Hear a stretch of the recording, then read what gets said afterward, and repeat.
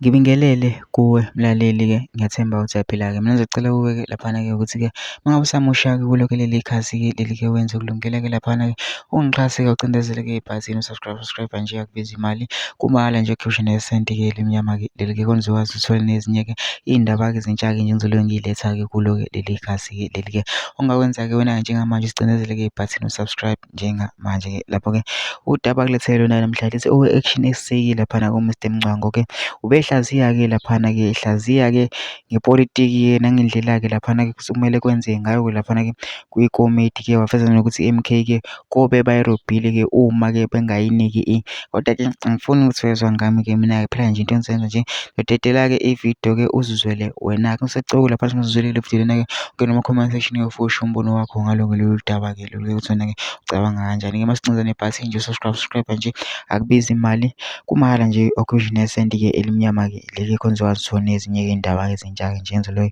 ngilethela zona-ke kulo-ke leli khasi-ke leli-ke nayo-ke le video-ke awuyithokozele.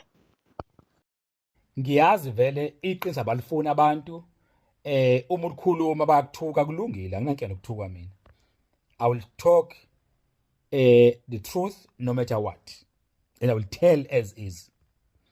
Tomorrow legislature KwaZulu-Natal will establish committees as per our rules of order, but the same rules of order rule 195 uthi the house must by resolution establish committees within 7 days after election of the speaker and deputy speaker.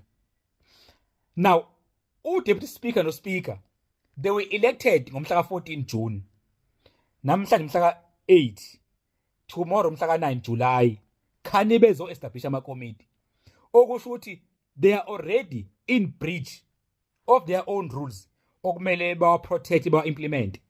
That's the first thing yokuthi already this grand coalition is failing to execute umsebenzi o-expected kuwona.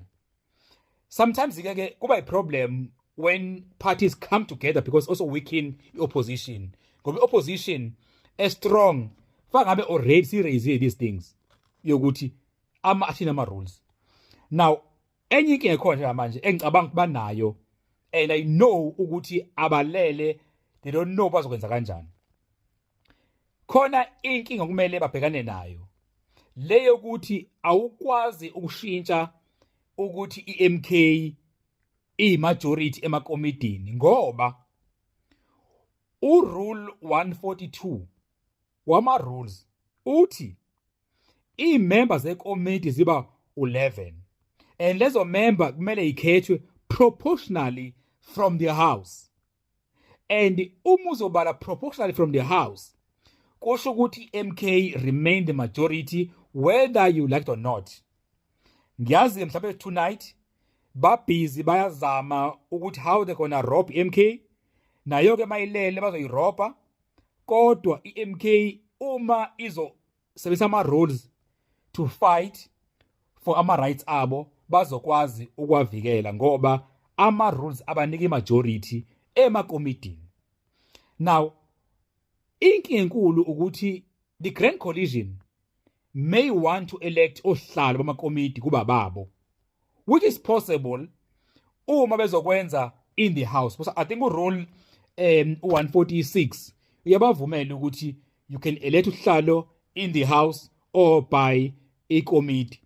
Now ngokujwayelekile-ke ukhethwa ikomiti, engacabangi ukuthi the grand coalition ingenza ubudomu bokuthi ivume uhlalo akhethwe ikomiti, ngoba kuyobe kusho ukuthi uhlalo zobekhethwa yi-MK and i-MK will have majority emakomitini. Oqala lokho, kodwa enye dilemma ezoba khona ukuya phambili ngakhuluma about i-stability of our government. Abanye bangithuka-ke bethena I'm taking side as if I'm supporting MK ukuthi ibe kwi-power. Cha, I support MK, mina ngikhuluma ama-facts. Proportionally i-MK will become a majority emakomitini unless beyirobhile. Now okusho ukuthi inqumo ze-MK zizoba nezwi emakomitini uma nayo izokwazi ukusifaka abantu abavulile la. Ngoba uzobe kusho ukuthi i-MK have more voice ekomidini. I-MK can block ama-decision ekomidini ngoba ine-majority. Yingakho ngangithi the formation of government through minority uba nenkinga ukuya phambili. Ngoba njengamanje uma bezo-implement ama-rules as is, kunika i-MK ama-powers ekomidini. Now, these committees must take decisions, kwesinye isikhathi recommend kwi-house iqiniso ukuthi njengamanje noma bengabarobha uhlalo beshintshe ukhethwe ishamthetho kodwa i-MK remain the majority. Engakwazi ukuthi bazoyirobha kanjani ukuthi ingabi majority in the house, because enye into for example i-NFP can't have a member manje ema-committee because MEC onke MEC can't be a members of committees. Angazi bazo kanjani kodwa kukwi-MK ukuvula amehlo babona sabarotshwa, but this government ngeke kube stable ngoba ama-committee azobe ranwa abantu abayi-opposition